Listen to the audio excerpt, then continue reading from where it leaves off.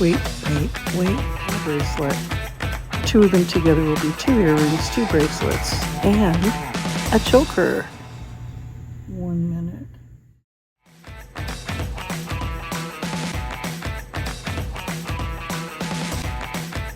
Good morning. This is where a day in the life begins. I'm not a morning person. And I got up and I started to bead and film it. And I did the whole thing off camera. And so this won't be going in the can, or will it? It'll go into the trash can. And so let's begin again. Here we go. This is the intro for the day in the life for the next week. Okay.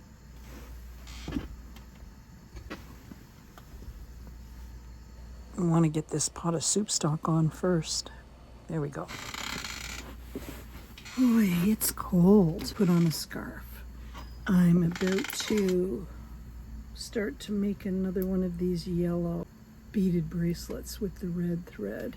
I've already made 2 red bead bracelets with red thread, and yeah, first though, I am going to schedule doing this in here. And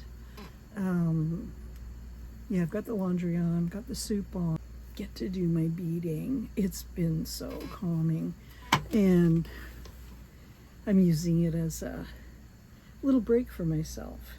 So it's kind of like when I do my 4 o'clock tea, it's a remembrance of, okay, grounding, back to earth. Let's just relax. Take a breath. Everybody take a breath. Lauren talks about that in her vlog. I really like that. Yeah. And another person I follow is Chelsea, if you know, both these women. Yeah, okay, let me schedule this. We'll be back. Hey, hi, back again. I got my planning done. I made the first week of my focus calendar. I did a long range for the rest of February, starting March.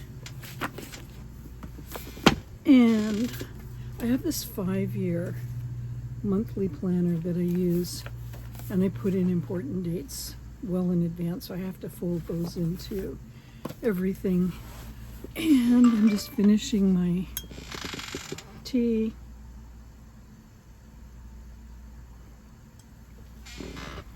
I've been working in the kitchen, and I've got some broth, bone broth. Might be too hot to drink. Let's see. It's actually perfect. And I made a big salad, and I'll show, I haven't tossed it yet, so I'll do that afterwards and show you. So I managed to get my planning done, roasting half a chicken, soup is done, some dishes done, my salad is made for dinner, had my tea. What else? I've been up on the roof looking at my plants. I'll have to bring you up there sometime in the winter, because it's kind of interesting to see what goes on up there in the winter. Not a lot, but you know, there are a few things. And yeah, I'm very excited to have my planning done and have some idea of where I'm going with things, and what I might potentially be able to accomplish. Anyway, it's a little cold, but I was in the kitchen working, and so that was warm, and it's a little cooler at my desk. I've been working hard enough at my desk, I guess. Anyway, let me show you what is in this salad. I'm gonna have to Flip this around to my lap. Okay, so what do we got? We've got some shelled pistachio nuts. I've got some radicchio. We've got sweet, sweet oranges, pomegranate seeds, a little bit of feta, balsamic vinegar, olive oil. It's one of my favorite salads. I really like it, and I have it often. It's kind of sweet. I have a sweet tooth. Good morning. It's 7:30-ish. Making my coffee in a French press with a little honey and opening the cream. Come on, where are you? Okay. There you are. Wait. Press. Pour. Oh, I spilled a teeny bit.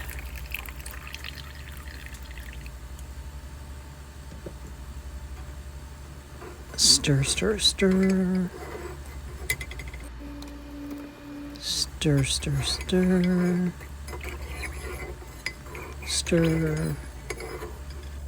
White. And we're done. And I'm beating. Yay. I'll speed this up a little bit, but I wanted to have a little chat. I noticed when I was going through the footage yesterday that I had another outfit on. So I think yesterday I put on 3 different outfits. But the blue top that I had on is part of a matching set. And it just came that morning, or either that or the day before. I can't remember now. But it's a travel set. And I got it thinking, no, those were the days. And then as I was wearing it, I was thinking, I wonder if I'll ever wear it in an airport again. So comfortable, but maybe those days are behind me, and that's okay. What it did do, though, is made me remember days when I was traveling, and it felt really good to remember those places, too. Yeah. I fondly remember Paris when I was there for 3 months on sabbatical. Going into the grocery stores, that was the best part for me. Well, it was one of the best parts. Being able to buy the food that was in this little boulangeries and the grocery store, the Épicerie de Matin. I think that's what it's called. I am so bad for learning another language. My dad was too. Mom and my other brother was really good. Wayne, I'm not too sure. I can't remember. He probably passed. He's probably in the middle. But yeah, the food, as you can tell. I mean, I love to cook. And another good place for food was Oaxaca, Mexico. And what I liked there a lot was that it was a matriarchal society.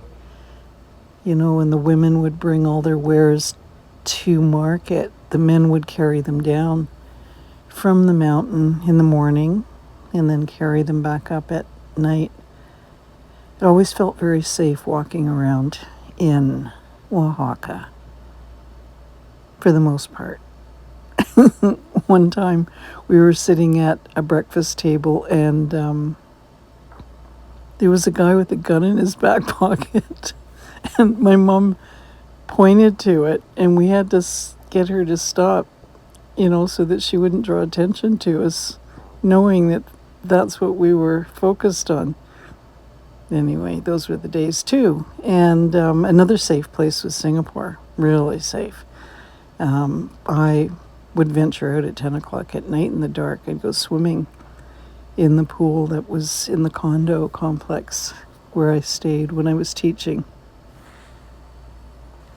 Yeah, so I'm busy making these for Palentine's Day, Galentine's Day, Valentine's Day. I'll put them in the shop. well, they're in the shop right now with gift certificates. But I'll start working on some green ones for St. Patrick's Day pretty soon. Yeah, I was thinking about my artwork and my jewelry making, and one of the things that I discovered when I started making jewelry was that what I was getting a kick out of was making jewelry that did more than one thing. So, and these will be both an earring and a bracelet. Two of them together will be 2 earrings, 2 bracelets, and a choker, which brought me back to the beginning days of me drawing and painting. And oftentimes I would have a 2-sided canvas, or I would have a drawing that you could look at upside down and backwards and left to right. You know, one of my pieces was chicken or the egg, so the chicken was on one side, the egg was on the other. And I use it in some of my social media avatars. So you may have seen it. And some of my thoughts went back to the beginning days when I was in art school. And even before going to art school, I remember going to the National Gallery in Ottawa and coming across a piece of artwork that made me think. And it was Joyce Whelan's quilt. And it was titled Reason or Passion. And I remember writing a poem that answered that question. And for me, it came back to both, not just one thing, needed to be both. And so for me, I think this might be where this all came from. That original aha moment where I could have a thought that was valid, that felt good, that I felt passionate about. And that's what I went into art school with was, oh my gosh, I found my language, you know, and the visual language is so different from words. Words get in the way. Not that visual language is easy, but it operates differently. And to be able to use it with words alongside them, it just is so much richer. Yeah, my art school days were some of the best of my life. But I was really fortunate because in being able to teach, I lived that every day. And I taught the same thing for 35 years. And, you know, I never got tired of it. I never got tired of sharing foundational information with foundation students. You know, I was looking at the postcard. Let me get it. Reason over Passion, Joyce Whelan. Yeah, and again, back to teaching. I loved it. And yeah, I'm retired now. And something that happened that surprised me after I retired was I realized I did not miss teaching.